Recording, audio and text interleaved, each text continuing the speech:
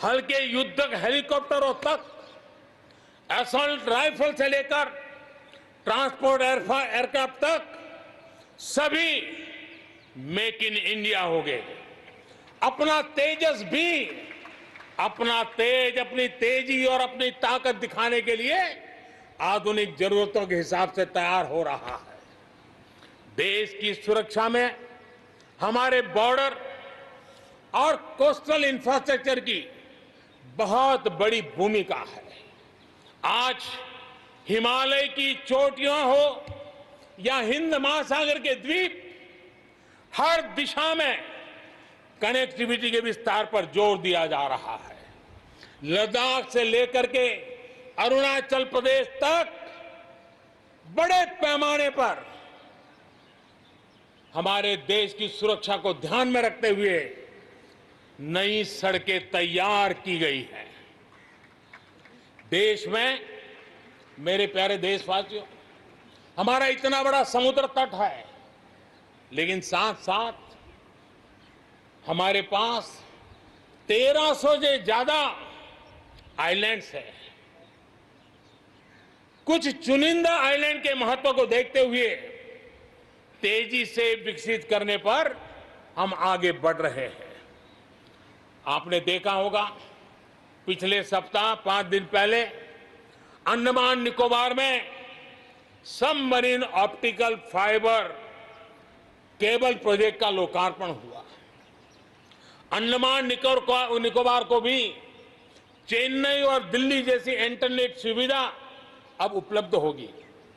अब हम आगे लक्षद्वीप को भी इसी तरह जोड़ने के लिए काम को आगे बढ़ाने वाले हैं। अगले 1000 दिन में लक्षद्वीप को भी तेज इंटरनेट की सुविधा से जोड़ने का हमने लक्ष्य रखा है।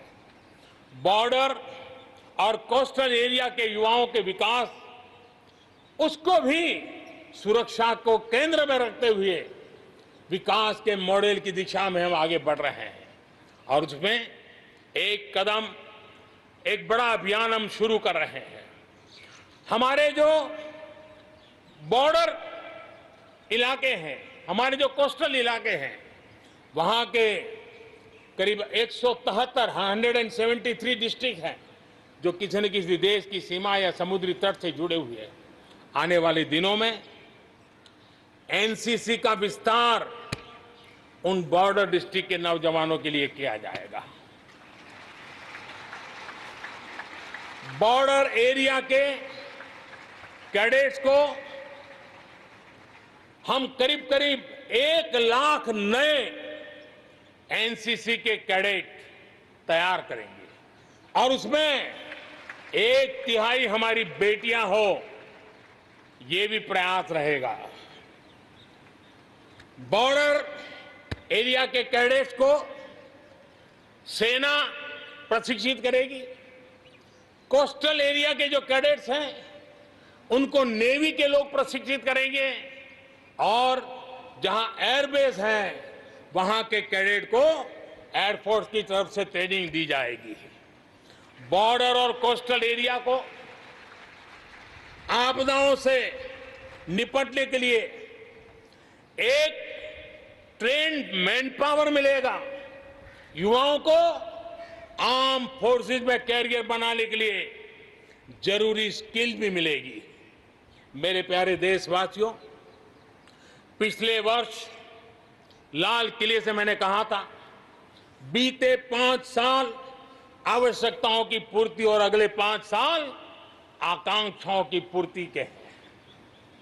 बीते 1 साल में ही देश ने बड़े और महत्वपूर्ण फैसलों के पड़ाव को पार कर लिया है। गांधी 150 पर भारत ने गांवों को खुद को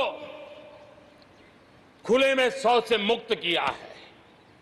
आस्था की वजह से प्रताड़ित शरणार्थियों को नागरिकता देने का कानून, दलितों, पिछड़ों, ओबीसी के लिए, एससी, एसटी, ओबीसी के लिए आरक्षण के अधिकार को बढ़ाने की बात हो, असम और त्रिपुरा में ऐतिहासिक शांति समझौता हो, फौज की सामूहिक शक्ति को और प्रभावी बनाने के लिए चीफ ऑफ डिफेंस स्टाफ की नियुक्ति हो, करतारपुर साहिब कॉरिडोर का रिकॉर्ड समय में निर्माण हो, देश ने इतिहास बनाया, इतिहास बदले देखा, असाधारण काम करके दिखाया।